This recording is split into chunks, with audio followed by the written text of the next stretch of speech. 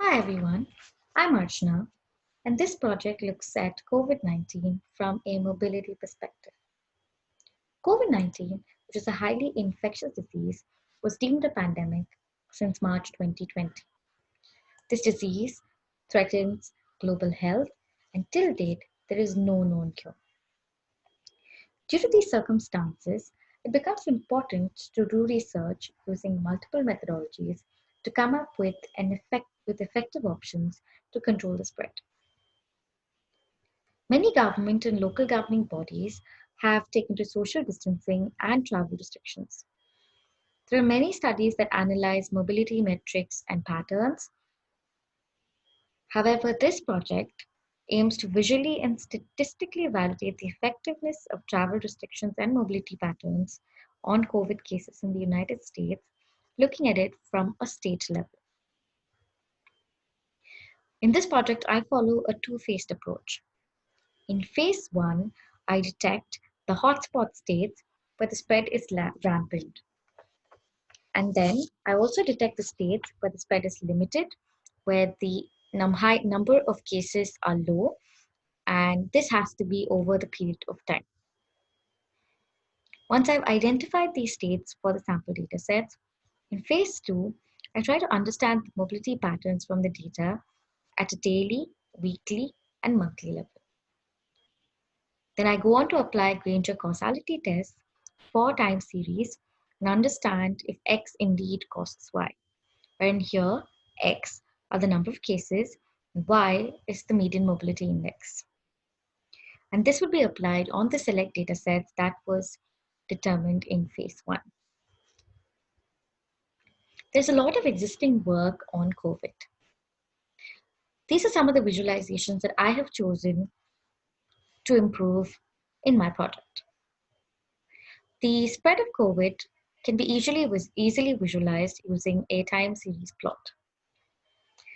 This is just a line plot which plots multiple categories, and on the x-axis we have the dates, where y-axis we have the mobility ratio. We can see a significant dip between March 1 and March 21 in this plot. The reason for this could be due to the various county ordinances that were released for social distancing prior to all the state ordinances that were released. And so it looks like the county ordinances had an impact, showing the dip in the mobility. In general, a line plot works well for time series. One of the things that I would like to change in this plot is the missing interactivity feature. Bokeh plots have an ability to mute the legend for the states that you do not like and unmute the legends for the states that you like to keep. This way we can compare two states within one frame. Next, I have used this infographic as inspiration for a time series strip plot. In this infographic, which is available in visualcapitalist.com, you can see that the different infections over time has been plotted here. This axis is the time series, whereas here we have the different infections, and the size of the virus is determined by the death toll of the infection. So the bigger the virus, the more deaths that occurred, and the more vibrant spread. From this plot, it looks like HIV, Spanish flu, the bubonic plague are some of the major infections. COVID-19 is right here up front, standing at 650K as of today. One of the drawbacks of this plot is that the data fades away as you go prior to 800 BC. Another inspiration for plots is the choropleth map plot, which is available in New York Times website. This plot is a very realistic and dynamic view of the spread of the virus over time in separate counties of the United States. The time series plot, which has the total cases and deaths, has been superimposed on top of this choropleth map, which is quite useful. This color bar indicates that The darker the color, the more number of infections in that region. This is quite effective and intuitive um, to visualize COVID cases over time. Another type of choropleth map has been published by Descartes Lab, which uses the Descartes Lab median mobility data and plots the mobility of the different counties in the United States. Here, the darker blue color indicates more mobility, whereas the lighter colors indicate less mobility. It also has a really helpful interactive feature which allows you to change the dates. This is a quick and easy way to inspect mobility patterns in a single frame. Some of the significant contributions of this project is that the visualizations built using Bokeh, GeoPandas, iPy widgets, and PyWV are available in a publicly used notebook on GitHub. Choropleth maps have been created to visualize the COVID data and mobility data side by side, which is a unique way of viewing the dataset. There is also a time-lapse video that has been created using choropleth maps from Bokeh. The Granger causality has been tested at state level, where in most research papers, they look at it from a county level. Let's look at the data and methods. The data used here is the data from New York Times for the coronavirus cases, which is updated on a daily basis. This data is of cumulative form, and for the purposes of investigation, I have converted it to cases per day, week, and month. Descartes Lab also provides very interesting data set of the mobility median, which is basically calculated by taking the median values of distance traveled by a member of the population in a given day. And they take different samples of the population. And this is updated on a daily basis. If you can see the second table, this is the data from Descartes Labs. And this has been melted to build various plots. The population data from Kaggle has also been used to calculate the case ratio per capita. Let's look at the visualizations. So to start with, the spread of COVID has been visualized using the data from New York Times, which has cumulative cases, with a simple time series plot. This plot has been divided into two sections. One plot indicates the high case ratio, which has any of the states which have been ranked between 1 to 5 on any day between Jan 1st till date. Similarly, all of the states which have been ranked below 44 on any day are captured as the states with low case ratio. Bokeh has the unique ability to mute states on the legend which you want to see and unmute the ones that you want to remove. Now, here we can see that New York and New Jersey has flatlined. Massachusetts, Rhode Island, and DC has also flatlined. But what is interesting here is that Louisiana's number of cases steadily increase. Florida and Arizona rapidly increase as well. All of these cases have been plotted on a log scale. Using the unique ability to mute the legend for the states or the categories that you want to see on the line plot, we can visualize the states with low case ratio. And here we can see Montana, Missouri, Kentucky, Maine, Ohio, Oklahoma, and Oregon have consistently low numbers. I go on to investigate the COVID cases per week using a donut chart. The benefit of using a donut chart gives me a very high-level overview of which are the states that are significant during each of the weeks. Looking at this plot between week 7 to week 14, we can see that initially Washington was a significant state with high number of cases, but later on New York takes over the major share. Looking between weeks 23 to 30, we can see that New York is nowhere to be seen on the legend, but what we can see is that Arizona and Florida are rapidly increasing numbers. You can also see that all of the other states are catching up with Arizona and Florida. Next, I investigate the cases at a monthly level. Now, this gives us a complete picture of the plots that we have been viewing previously. In the month of April, we can see that New York, New Jersey, Rhode Island, and Massachusetts were significant in terms of their case numbers. But as time progressed, when we look at July, we can see that Arizona, Florida, and Louisiana have significant numbers now. New York and New Jersey have flatlined and have very few numbers per month. However, one thing we can notice here is that although the number of cases per month or per week has been reduced for New York and New Jersey, when we look at the cumulative number of cases, New York and New Jersey still stay high. Bokeh has the ability to allow you to zoom the plots, and we can see the states that have been least affected by the pandemic. Some of these are Vermont, Maine, Montana, West Virginia, and Oregon. They have been consistent and are represented by smaller circles in this plot. The next thing to investigate are the mobility patterns.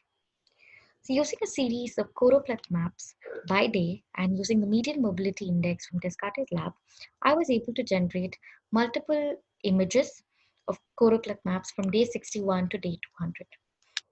Here is a small time-lapse video of the mobility changes during this period.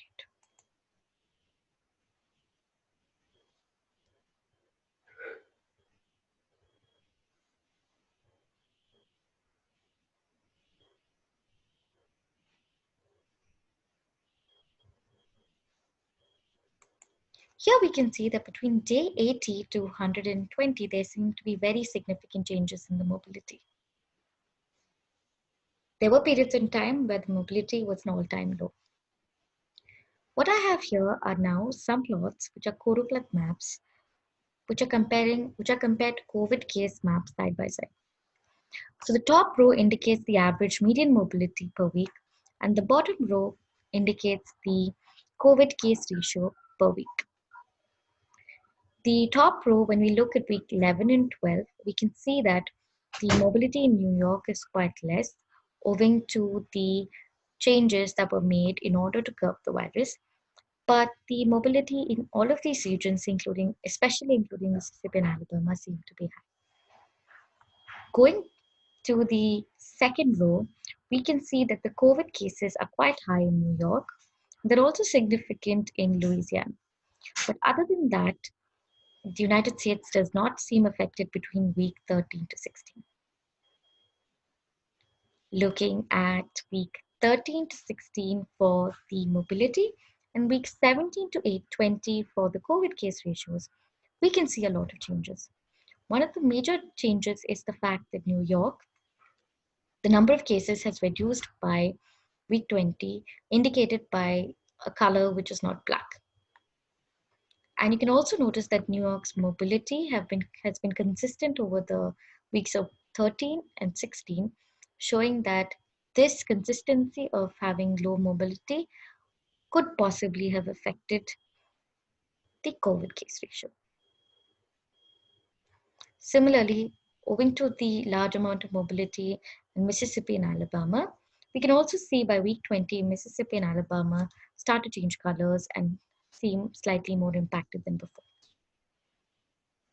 Between weeks 17 and 20 for average median mobility and week 21 to 24 of COVID cases, more drastic changes can be noticed. Arizona and Florida have now peaked in case numbers, along with Louisiana. And the mobility seems to be high in these regions as well. New York seems to be consistent with its mobility and so seem to have less number of cases. And finally, when we look at the last week, which is up to week 28, we can now see the major changes in the COVID case ratio having Arizona and Florida peaking, with a lot of mobility in these regions as well. One noticeable pattern is that by week 24, most of the states have gone back to its normal mobility. Yet another view of this is a month-by-month comparison of the mobility in the COVID cases. The top row indicates the median mobility. The bottom row indicates COVID cases. And they have been plotted with a month's lag. And you can see that by month 4, all the mobility has returned to normal, and the case ratios have reduced in New York and peaked in Florida and Arizona, consistent with what we have seen previously. Now that we have the states that need to be chosen in order to do the causal analysis, investigating the causality between two variables in a time series is quite helpful in order to determine if indeed the second variable second variable causes the first variable. Here, second variable, which is y, is the mobility, and x is the number of cases. And the test chosen for this is the Granger test. The null hypothesis in a Granger's test indicates that y does not cause x. So our expectation from this experiment is that the p-values would be small for at least a few states, indicating a possible linear relationship between the two variables. Let's look at the result table here. Now we can see that there is a strong negative relationship between the two variables for New Jersey and New York by looking at the correlation numbers, but the other correlation numbers do not seem significant. And we look at the p-value, New Jersey, Rhode Island, Vermont, Massachusetts, Arizona, and West Virginia stand out. All the others fail to reject the null hypothesis, indicating that there is not much dependency between the two variables. For most cases, there was evidence of weak correlation, but the effect was only seen for New Jersey, Rhode Island, Vermont, Massachusetts, Arizona, and West Virginia. The data is based off of a small time period. We need time to compare with other sources for better results. The relationship may be weak at a state level, but if we look at it from a county level, it can be validated further.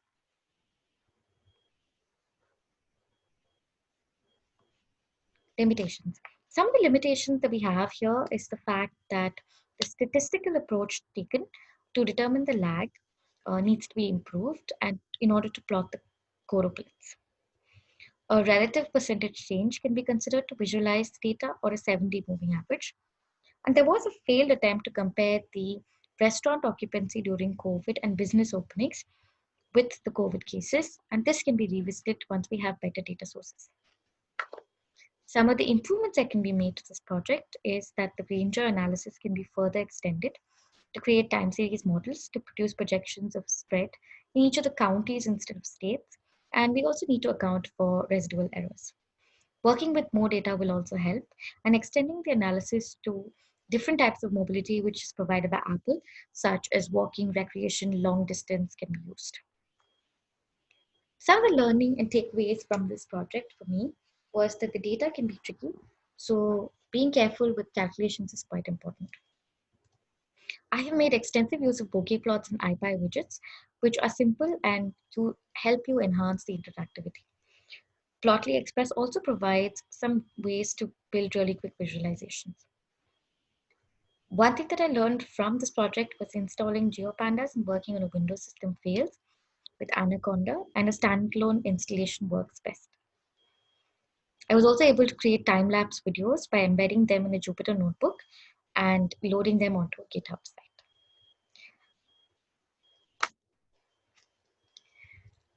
Thank you.